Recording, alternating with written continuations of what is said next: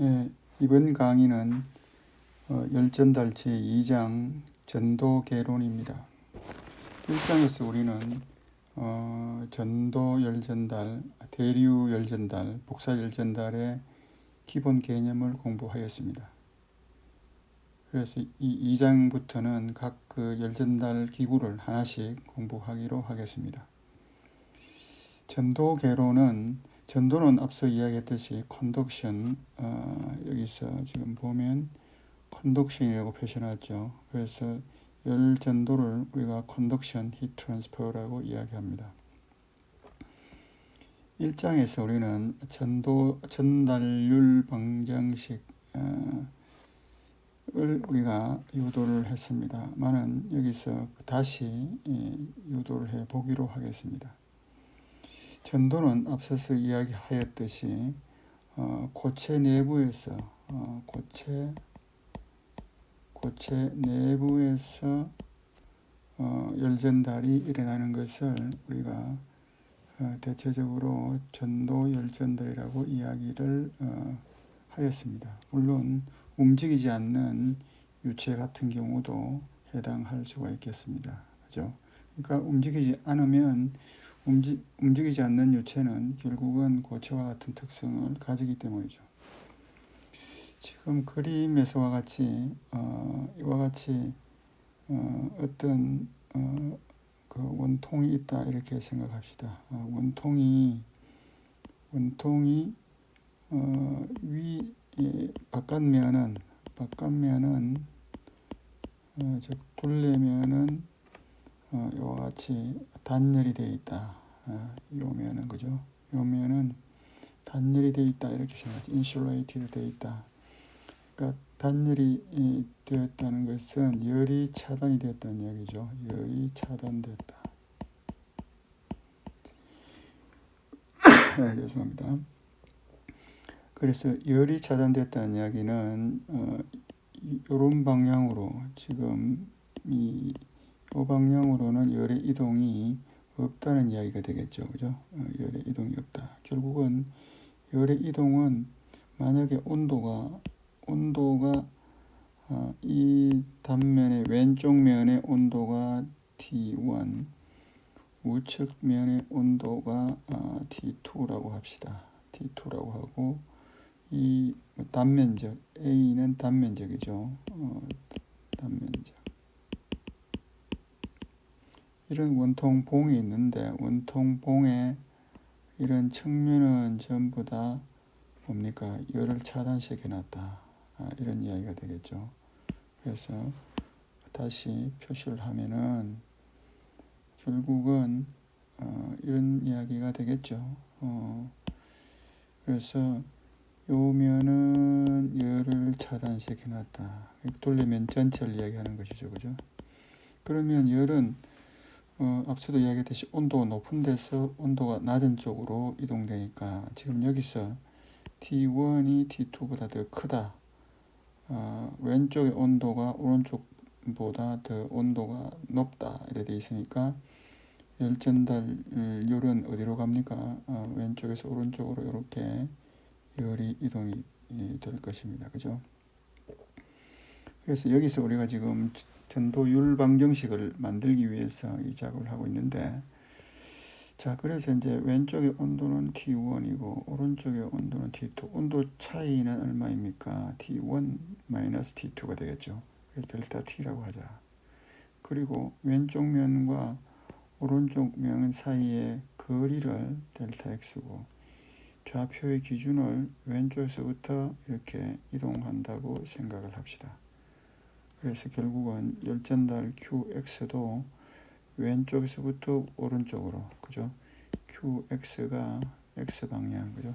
X방향으로 열이 오로지 1차원적으로 이동한다. 이렇게 우리가 생각을 하는 것입니다. 그러면 이 QX는 결국은 어떻게 될까 하고 지금 실험을 해보는 것이죠. 여기서 우리가 직접 실험을 할 수가 없기 때문에 상상적으로 실험을 해보자. 상상을 해보자.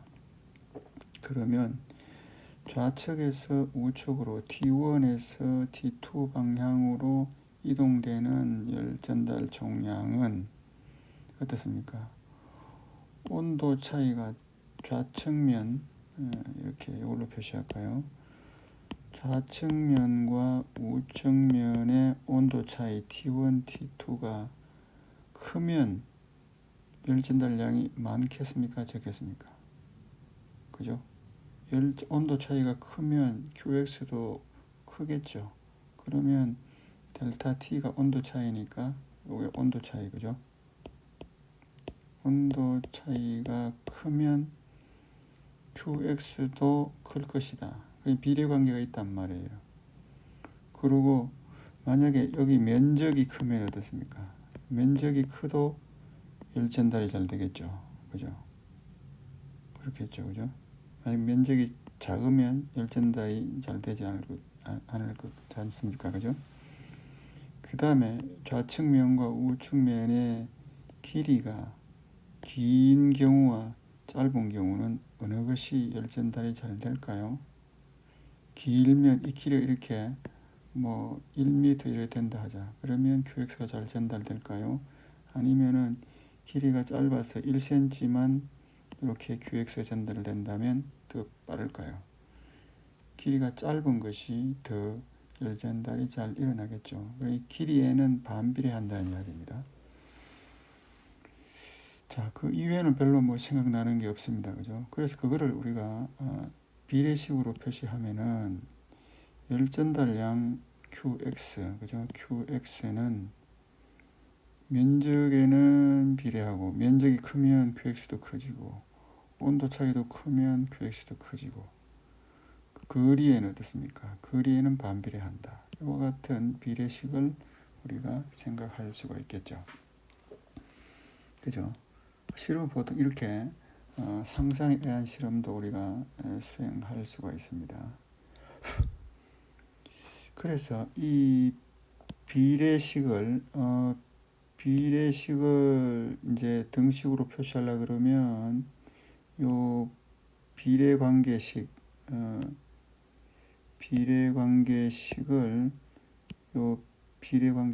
이게 왜 안 됩니까? 이걸 해볼까요? 요 비례관계식을 등식으로 표현하려 그러면 어떻습니까? 어떤 상수가 있으면 되겠죠. 상수, 그죠? 상수를 넣어주면 이퀄식으로 쓸 수 있다.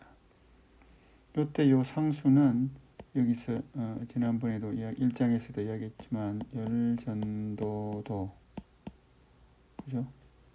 열전도계수 뭐 이렇게 다양한 말로 사용합니다. 밑에서 표현하고 있습니다. 그래서 열전도율이라고 하기도 하고 그 K는 열전도율, 영어로는 thermal conductivity, conduction 열전달률, 그래서 열전도도, 열전도계수, 열전도율, thermal conductivity 이렇게 다양한 말로 사용하고 있습니다.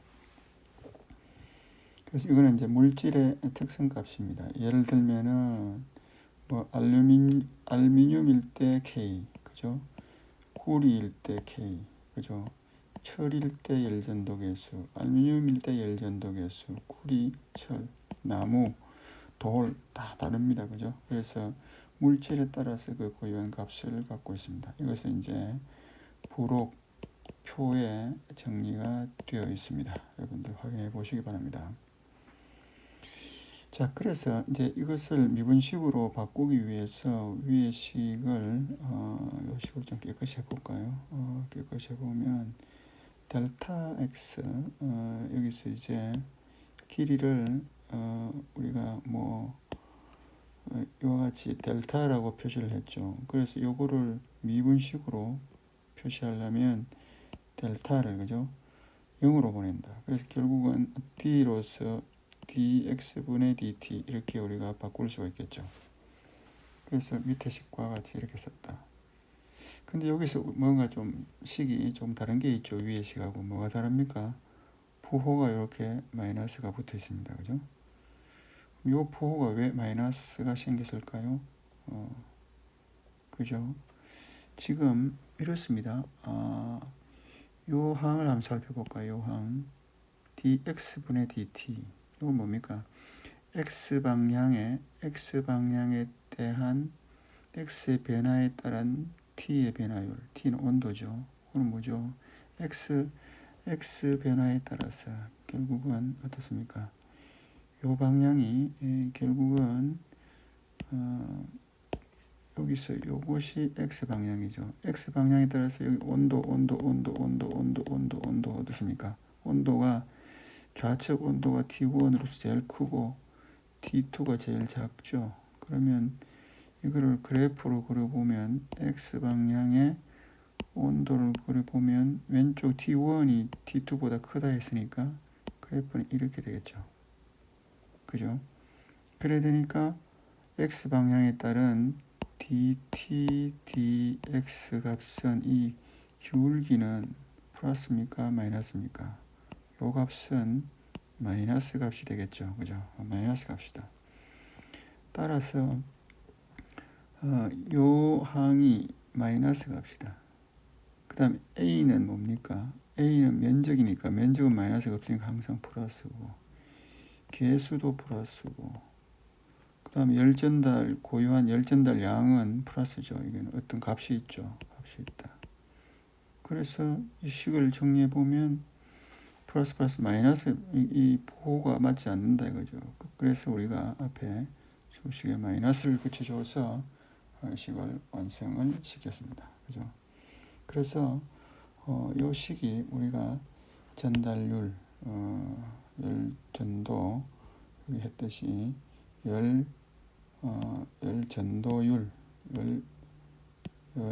열전도율 방정식입니다. 열전도율 방정식. 그래서 heat rate 이렇고 그 다음에 요 식을 단위 면적당으로 표시하면 1장에서도 우리가 이야기했죠. qx를 단위 면적으로 표시하면 qx 우측 상단에 더블 프라임을 표시합니다. 그죠? 그래서 요거를 heat flux 우리말로는 뭐라 그랬습니까? 열유속이라고 그랬죠. 열유속. 이때 유속은 속도가 아니고 플럭스라는 이야기입니다. 플럭스는 단위 면적당의 의미를 갖고 있습니다. 알겠습니까? 그래서 이것이 퓨리의 열전도 법칙입니다. 퓨리의 열전도 법칙식.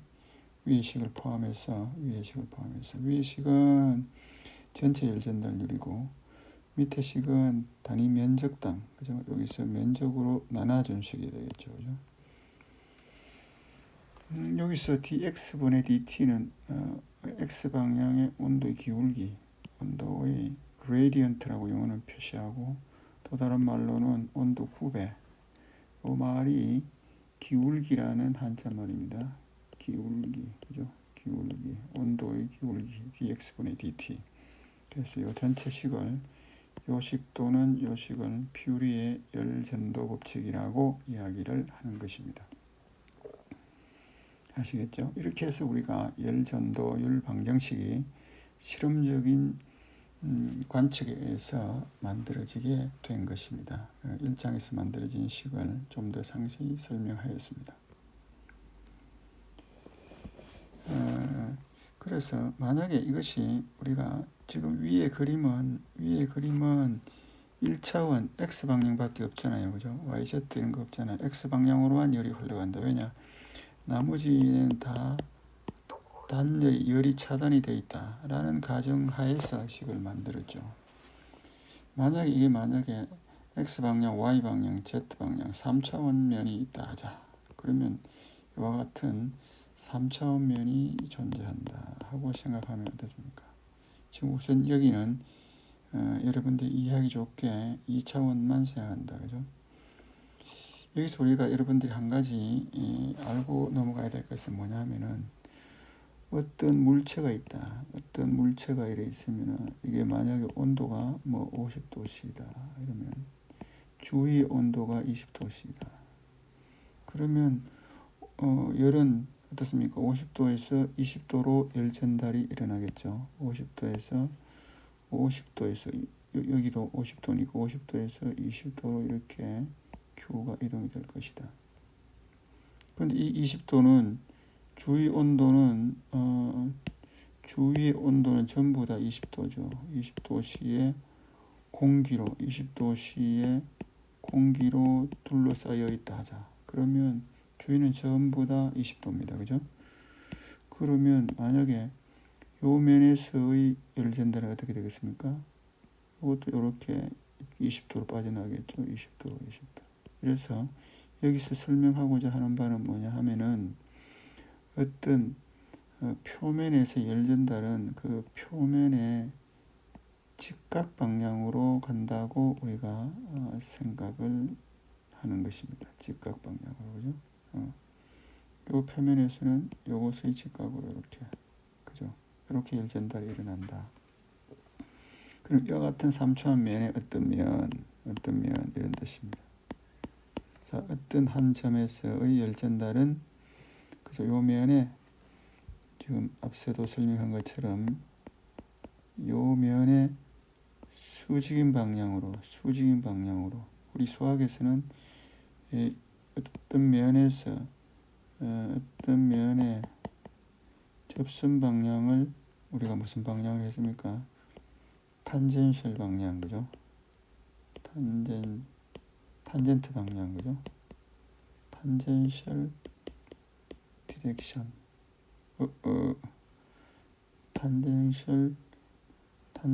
탄젠셜 디렉션, 그죠? 이렇게, 그죠? 그 다음에 요것의 수직 방향은 무슨 방향입니까? N 방향 해가지고 보통 수직 방향은 노멀 방향이라고 하죠. 노멀 디렉션. 이렇게 우리가 생각할 수 있죠. 그래서 여기서 N을 Q 열이 요 단면에 수직으로 작용하는 단위 면적당 연류속 이런 표시입니다. 아시겠습니까? 네. 자, 만약 이런 게 있다면 이것의 X좌표는 만약에 이 방향이고 Y좌표로 이렇다면은 이것의 X 성분과 Y 성분을 구분할 수 있겠죠. QX 더블 프라임, QY 더블 프라임. 그러니까 수직 방향, 표면의 수직 방향을 X 방향과 Y 방향으로 분해할 수 있겠죠. 그죠? 그래서 그렇게 우리가 벡터의 합으로 그러면 N 방향의 열 전달량은 X 방향의 열 전달 히트 플럭스와 Y 방향 히트 플럭스의 벡터의 합으로 표시되어 줄 수 있다. 그래서 N 방향의 성분은 앞서서 이야기했듯이 요 식을 이용하면 되겠죠. 이거 잘 안 보입니까? 요 식이죠. 여러분 퓨리의 식에 어떻습니까?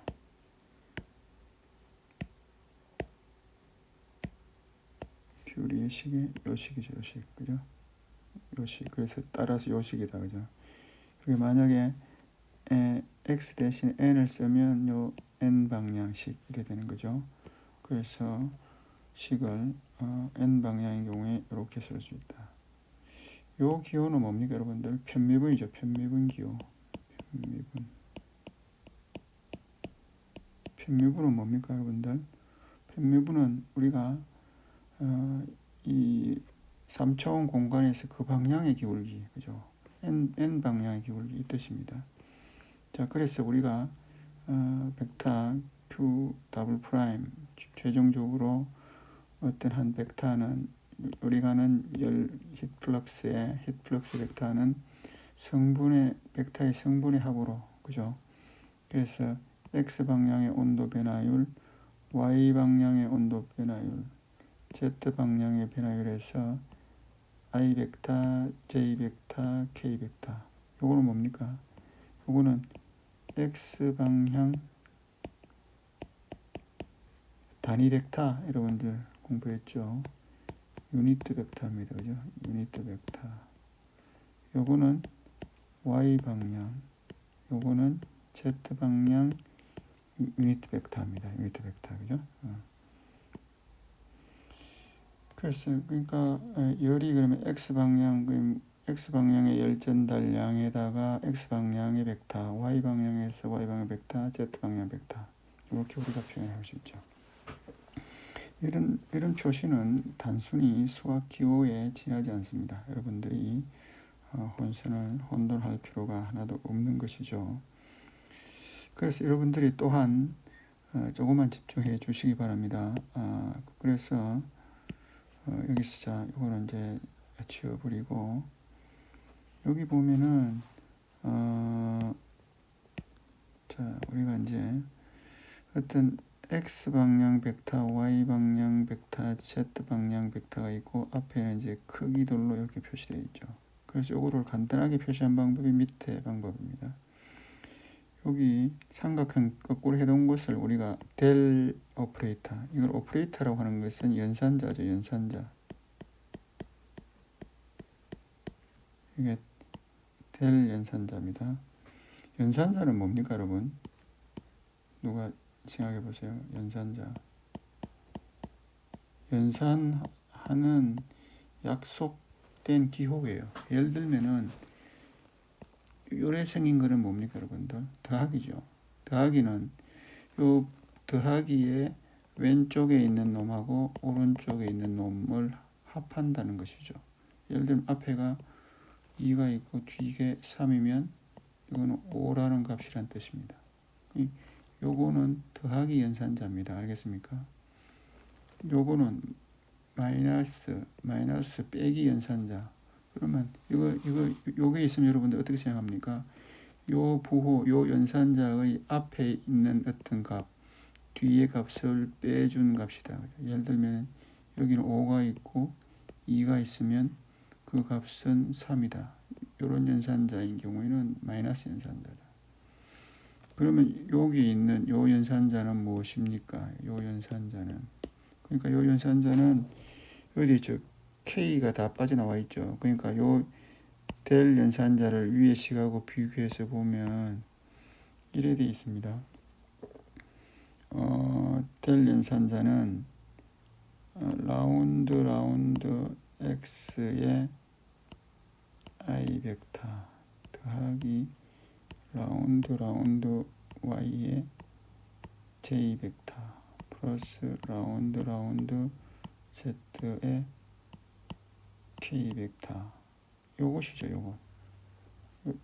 요게 델 연산자는 뜻입니다. 그래서 여러분들이 위에 식에서 보면은 온도가 있잖아요. 온도가 그래서 여기에 그러면 델 T는 무엇입니까? 여기 빈 공간에 T를 쓰면 되잖아요. 그러면 위에 보세요. T 있잖아요. 그러면 요 T를 여기에 한 개씩 올려주면 이것이 뭡니까? 델 T라는 것입니다. 아시겠습니까? 연산자는 별거 아니죠. 그죠? 이렇게 더하기, 빼기, 나누기, 또 곱하기, 요거 델 연산자 뭐 이렇게 생각을 하시면 됩니다. 수학자들과 여러분들이 같이 이렇게 약속을 했을 따름입니다. 아시겠습니까? 그렇게 표시도 할 수 있고 그래서 지금 또 좀 지저분하니까 치워봅시다. 깨끗해졌습니까? 분필 가루가 없네요. 그죠? 그래서 이렇게 표시할 수도 있고 그래서 요거를 원래 항은 요것인데 요렇게 표시할 수도 있고 또 요렇게 표시할 수도 있다. 뭐냐 하면은 요거는 X방향 크기 성분이잖아요. Y방향 크기 성분, Z방향 크기 성분이니까 요거를 QX 더블 프라임, QY의 더블 프라임, QZ의 더블 프라임 하면은 이렇게 쓸 수 있잖아요. 그죠? 그래서 그 각각은 좀 전에 이야기했듯이 이렇다고 하면 식을 이렇게 쓸 수도 있다. 자, 만약에 이거는 이제 3차원식이지만 아까 구한 퓨리의 식 1차원식으로 간다면 x만 있다 그러면 어떻게 하면 됩니까? 여러분들 y 변화 이걸 또 좀 지우고 할까요? 안 지워지네요. 만약에 x 방향만 있다면 이 식에서 어떻게 하면 되겠어요? x 방향만 있다면 그죠? y 방향 변화가 z 방향 변화가 없으니까 요거만 있는 것이죠. 그죠? x 방향은 요거만 있다. 요거만 있다. x 방향만 있으니까 벡터도 필요가 없겠죠. 그래서 요 식만 x 방향의 식으로 보면 되는 것이죠. 아니면 y 방향까지도 생각하고 z 방향까지 3차원까지 생각하면 이 식이다 하는 것입니다. 별거 아니죠, 그죠? 여러분들 이 책 교과서 59쪽 59쪽 2.3식입니다. 2.3식 읽어보시기 바랍니다. 그래서 59쪽, 60쪽에 걸쳐서 지금 소개하고 있습니다. 자, 그 다음에 이제 식은 그렇게 하고 물질의 열 물성값 공부를 해보겠습니다. 조금 전에 이야기했듯이 열 전도율 그 방정식을 여기 지금 다시 가져옵니다. 가져와서 앞에 요것이 뭡니까? K가 열 전도율, 또 다른 말로 뭐라 그랬어요? 열 전도 개수, 또 뭐라 그랬어요? 열 전도 도, 뭐 이렇게 다양한 말로 불립니다. 열 전도율, 영어로는 thermal conductivity, 뭐 이렇게 그죠? 그래서 요 K가 과연 어떠한 의미일까 하는 것을 여기서 좀 설명하고자 하는 것입니다. 그래서 K를 알기 위해서 요 식에서 K로 이 식을 정리를 해봅시다. K로서 정리를 하니까 이렇게 됐죠. 이렇게 됐는데 K가 어떻습니까? 결국은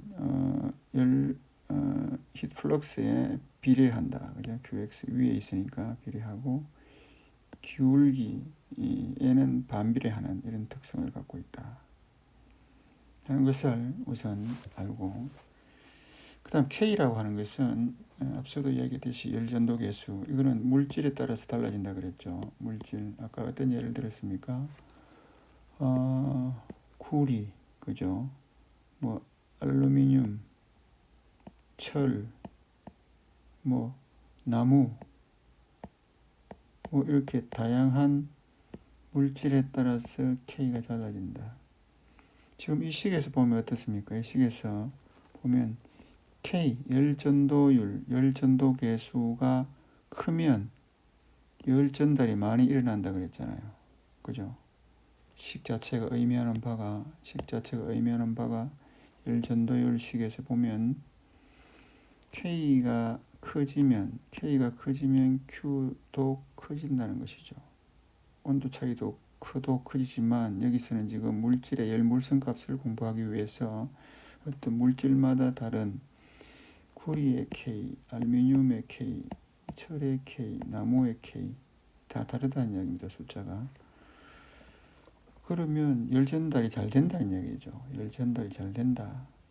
그럼 예를 들면 여러분들이 상식적으로 구리하고 알루미늄 같으면 어느 것이 열 전달이 잘 될까요?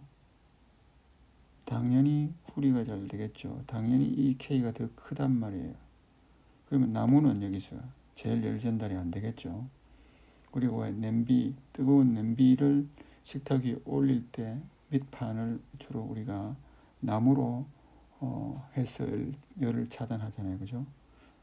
만약에 그 바닥을 철이나 구리로 해놓으면 어떻습니까? 식탁에 열이 많이 전달돼서 식탁이 상하겠죠. 그런 것을 이용한 것입니다. 그래서 일반적으로 이제 가만히 생각해 보면은 이 열 전도율이 고체의 경우가 제일 크고, 그 다음 액체의 경우, 기체의 경우가 열 전도율이 제일 작다. 왜 그렇게 했어요? 앞서 우리가 이야기했듯이 어떻습니까? 어떤 분자의 그 구조를 생각해 보면 고체는 어떻습니까? 이렇게 완전히 밧줄로 꽁꽁 묶여져 있었죠. 고체는 그죠? 그러니까 이 분자 간의 거리가 무지 가까워요. 거의 붙어 있어요. 그러니까 열 전달이 잘 되겠죠. 그러니까 열 전도가 크단 말이죠. 액체는 어떻습니까? 액체는 이렇게 일부 붙어 있기도 하고 떨어져 있기도 하고 이래 됐죠. 기체는 어떻습니까? 기체는 완전히 다 떨어져 있었죠. 그러니까 열 전달이 잘 안 일어난다. 대체적으로 이렇다는 것입니다.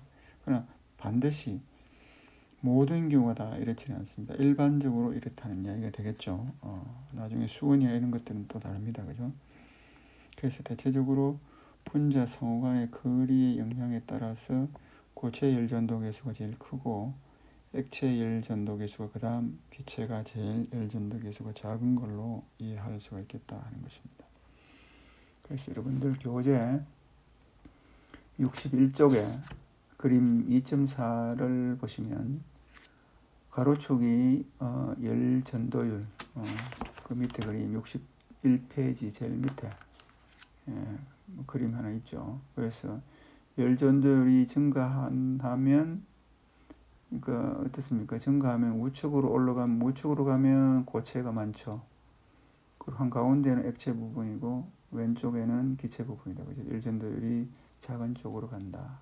그러나 이 범위는 서로 겹치게 간다. 액체와 기체의 경계를 보세요. 경계를 보면은 딱 떨어지지는 않죠. 그죠? 액체의 경우가 고체의 경우보다 열 전도가 더 큰 경우도 간혹 있습니다만은 평균적으로는 이와 같다. 이렇게 우리가 생각을 할 수가 있습니다.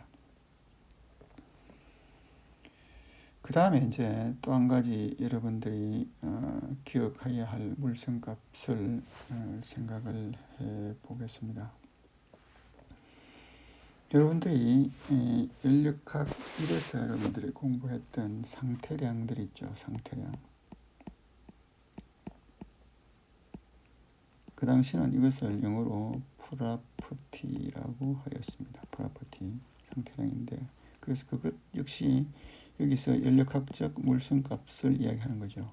그래서 연력학 공부할 때 상태량은 어떤 평형을 나타내는 상태로서 정의를 하였었죠. 예를 들면 압력이라든지 온도, 최적, 밀도, 비열 이런 것들은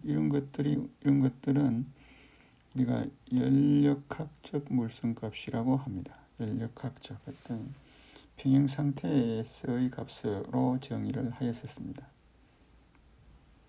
그러나 또 한 가지는 이제 열전달과 같이 전달 물성값이 있어요. 열전달 이럴 때 여기서처럼 K처럼 뭐가 열이 전달이 많이 되느냐 안 되느냐 이런 특성을 갖는 물성값이 있습니다. 그래서 조금 전에 이야기했듯이 열 전도율 이런 것들은 열의 전달 물성값이라고 이야기를 합니다. 유체에서는 결국은 이런 것 동점성계수, 그러니까 점성계수 이런 것들이 물성값, 전달 물성값에 해당되는 것입니다. 그래서 여러분들이 크게 이 표에서 보는 바와 같이 우리가 기존에 공부했던 연력학에서의 그 평형 상태에서 정의했던 물성값 이런 값들이 있고 또 열전달에서 공부한 전달 물성값, 유체에서 점성계수 이런 것들이 있다 하는 것을 여러분들이 생각을 해야 할 것입니다. 그 다음은 최적 열 용량에 대해서 공부를 하겠습니다. Volumetric Heat Capacity, 열 용량이 크다. 열을 흡수하는 능력이 크다. 밑에 지금 썼죠. 어떤 물질이 열 에너지를 저장하는 능력의 정도를 열 용량, 특히 단위 체적당 열을 많이 흡수할 수 있는 능력의 정도를 우리가 열 용량이라 합니다. 그것은 밀도에다가 이것은 밀도, 그죠? 밀도는 요렇게 씁니다. 밀도에다가 CP, 그죠? 비열. 여기서는 지금 정합 비열을 썼는데 비열, 그죠? 비열을 곱해준 것입니다. 비열은 여러분들 뭡니까? 어떤 물체에 를 1도 올리는데 들어가는 에너지량을 비열이라 했죠. 그래서 열 용량은 밀도 곱하기 비열이다 이렇게 생각하시기 바랍니다. 결국은 이것도 어떻습니까? 고체나 액체가 열 흡수하는 능력이 더 크겠죠. 기체보다, 그죠? 기체보다. 예를 들면은 이런 예가 적당하게 할지 모르겠습니다. 우리가 고기를 구우려고 할 때 고기 밑에 사용하는 우리가 불판 있죠. 불판. 그죠? 고깃집에 무슨 돌구이집 뭐 여러분들 생각이 납니까? 돌구이집. 돌구이집이랑 이렇게 왜 가게 이름을 특히 돌구이라고 붙입니까? 돌판 위에 구우면 고기가 맛있다 뭐 이런 의미겠죠. 그죠? 그 이야기는 뭡니까? 돌판이 이래 두껍다. 두툼한 돌이다. 이게 두툼한 돌이다. 그러니까 두꺼운 돌이다. 두꺼운 돌에 열을 가하면 어떻습니까? 온도는 금방 올라가겠습니까? 천천히 올라가겠습니까? 온도는 서서히 올라가겠죠. 서서히. 그죠? 서서히 상승한다. 그 다음에 열을 만약에 열을 제거했다. 불을 껐다 하자. 온도가 어떻게 될까요? 갑자기 온도가 떨어질까요? 갑자기 온도가 떨어지지 않죠. 서서히 떨어진다. 그러니까 돌구이 집의 그 돌판은 온도가 거의 일정하다 이렇게 보면 되죠. 그 위에 고기를 올려서 구워 먹으니까 항상 일정한 온도로서 고기를 구워서 우리가 고기가 고루고루 익을 수 있다. 만약에 얇은 철판이 있다 하자. 얇은 철판. 철판이 이렇게 얇은 철판에 고기를 올려두었다. 그래서 이 경우에 여기다가 열을 가했다 하자. 열을 가하면 어떻습니까?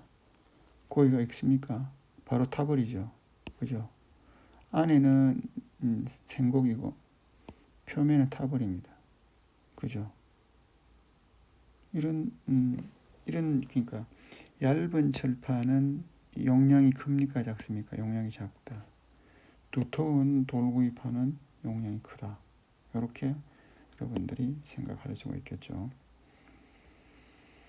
그 다음 우리가 공부를 해야 될 것이 열확산계수입니다. 열확산계수. 요 알파인데 이것은 열용량에 대한 열전도율의 비. 그래서 열전도율 공부했죠. 그 조금 전에 로CP 공부했죠. 그래서 열용량, 그죠? 열용량분의 그 전도율, 그죠? 열전도율. 그것을 알파라고 하고, 그거를 열확산계수라고 정의를 합니다. 그죠? 이렇게 정의를 했습니다. 정의를 했다는 이야기는 그대로 여러분들이 받아들이고 기억해야 된다는 이야기죠. 열확산계수는 우리 말로 하면 이렇습니다. 로CP가 열용량분의 열전도율이니까 물질의 열에너지를 저장하는 능력이 열용량이잖아요. 저장하는 능력에 대한 전도 능력이죠. K, 그죠? 그러면 열용량이 크다, 알파가 크다 하면 어떻습니까? 알파가 크다, 열 확산이 크다, 빨리 그죠? 열적 환경에 대응한다 하는 것이죠. 만약 열용량이 일정하다면 전도율이 크면 알파도 커지겠죠. 전도율이 작으면 알파도 작겠죠. 그죠? 이런 특성을 갖습니다. 그래서 여러분들은 요 알파는 로 CP분의 K다 하는 것을 요 정의를 기억하시기 바랍니다. 알파는 뭐라고 합니까? 열확산 계수, 열확산율이라고 하는 것입니다. 이상 설명한 것이 물질의 열물성값, 우선 열전도율을 공부를 했고, 그 다음에 이 연력학일 때 우리가 공부했던 그러한 상태량들은 연력학적 상태량이었다. 그러나 지금은 에너지 전달 물성값, 열전도율이라든지 유체에서는 중성계수 이런 것들이 있다 할 수가 있고, 그 다음에 열용량, 그죠? 열용량을 생각할 때 여러분들 고기 굽는 불판을 생각하시기 바랍니다. 두터운 돌구이판과 얇은 철판, 그죠? 열용량이 어느 게 더 크다 했습니까? 두터운 돌판이 열용량이 크다. 그 다음 열확산계수는 알파라고 표시하는데 열용량분의 열전도계수다. 이렇게 기억하면 되겠죠. 그래서 오늘 공부는 이것으로 마치고 다음 시간에는 열 확산 방정식을 유도하겠습니다. 그래서 열 확산 방정식을 공부를 하면 앞으로 여러분들이 고체 열 전도에 대한 모든 문제를 해결할 수 있는 방정식을 만들게 될 것입니다. 오늘 강의는 여기서 마치겠습니다.